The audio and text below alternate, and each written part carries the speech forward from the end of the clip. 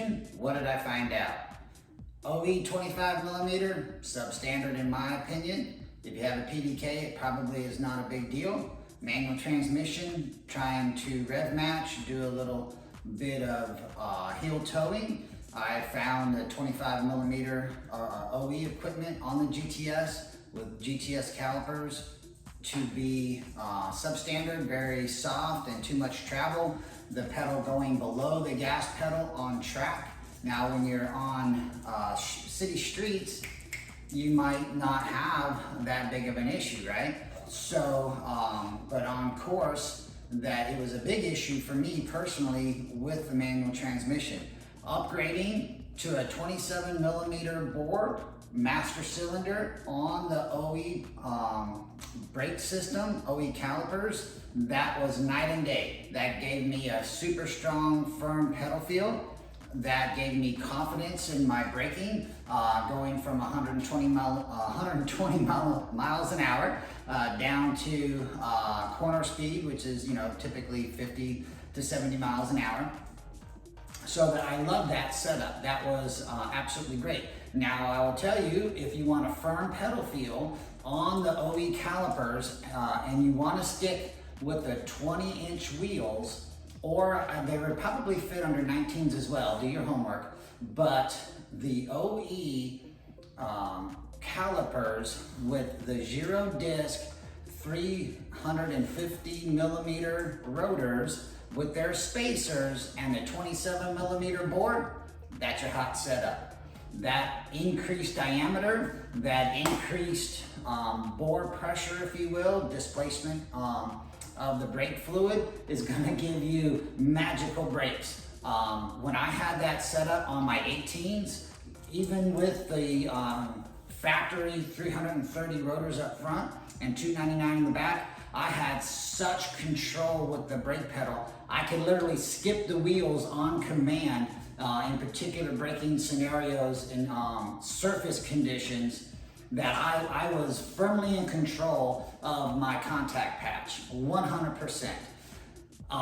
So upgrading to the 6-piston brakes with the 27 millimeter bore master cylinder, whether it be a stinking Spider or the GT4, which I currently have, the brakes are so strong on the fronts now that I'm literally lifting the back of the damn car off the ground. That is how strong they really are. Actually, I've never pulled myself out of my cheap bucket seats before.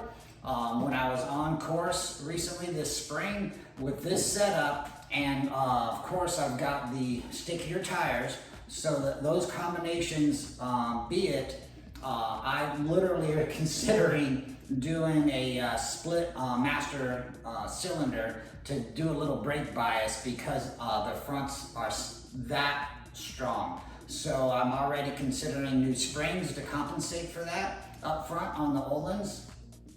So that is a progression yet to be had. That's probably come in the fall or this winter after I figure out what I do or do not like about the Öhlins. I will say that the steering with the Öhlins is incredible, very, very direct. So back to the brakes. Focus on, that's what this whole subject matter is, about the brakes. So be realistic with yourself. What is your use case? Are you going to track? Are you not going to track? A lot of the track goodies and aftermarket products are gonna sell you the idea that there are for the betterment of the vehicle and or your driving, but please be constant, dang, the C word. Please be true to yourself on your use case. If you're not gonna go track, then the OE equipment is fantastic. It truly is. I track with I still have the OE pads on there, and the OE pads are so strong, like I said, was lifting the back of the car up. I literally had to increase the rebound in the rear to try to keep the back of the car somewhat settled going into a downhill, corner number 5 at Barber, if you've been there, downhill braking, 120 miles an hour. It was lifting the back of the car up. The brakes with the OE equipment is that strong. I am gonna try some track pads once I burn these up. So that being said, trivia question, what actually stops the car? What stops the vehicle? Any vehicle.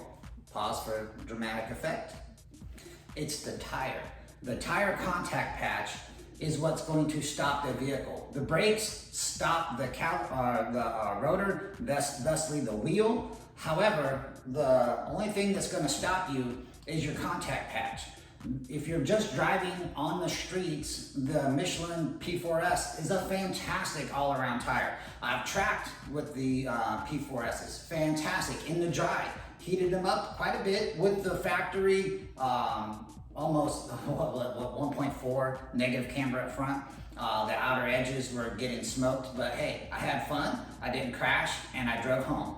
So with that, be true to your temperature ranges that you're going to operate. If you're going to do an emergency stop and you have track equipment on your car, track pads, race tires, the Super 200s, and it's cool outside, if you have to do a panic stop, you're not going to stop. I promise you. You're going to have a heart-pounding event if you try to do a panic stop in those conditions. Be true to your use case. So with that, like I said, I highly recommend if you want to firm up your pedal feel, especially if you have a manual and you want to practice or improve, be more confident with your rev matching, your heel toe. It's literally just a roll of the foot because the pedal will not go below the gas pedal. If you're driving on the street, you will literally be reaching for it. In this setup, on the street, I still rev match beautifully because I am not track simulation on the street. Again, to do simulation of track work, you literally are gonna get a moving violation / reckless driving. You truly cannot replicate it, and I do not recommend it. I truly don't. You can have a lot of fun with the Cayman on the street, obeying the laws with a little bit of spirited driving here and there, no problem whatsoever. With that said, I have seen that, I'm sorry to be Debbie Downer here, but I've seen videos with people getting sideways with mixed traffic. Think about that other person. I've been there. I've been that person to drive aggressively in traffic. I just, hey, I ask you kindly and try not to do it. It's not cool for the other people to scare the death out of them. So go find you some quiet roads where there's no one else to interfere with you and your practice and your enjoyment of your perfectly balanced Cayman. So, and they are all pretty much perfectly balanced, I promise. It was amazing. Corner balanced this thing, and it was within 1%, and I didn't touch anything. So with that, let me know in the comments section if you have any questions. I would absolutely love if anyone has changed the brake booster. I don't know if that will help me or not, but I'm willing to take suggestions, absolutely. I don't even know if that receptacle in the brake booster will accept anything larger than a 27mm. I don't even know if Porsche makes a bore that's larger than 27mm, but please let me know. And again, we'll do some experimental test pilot work and see if it works out, and do another episode of, hey, let's find this out. So with that, again, bid you adieu, 19 out.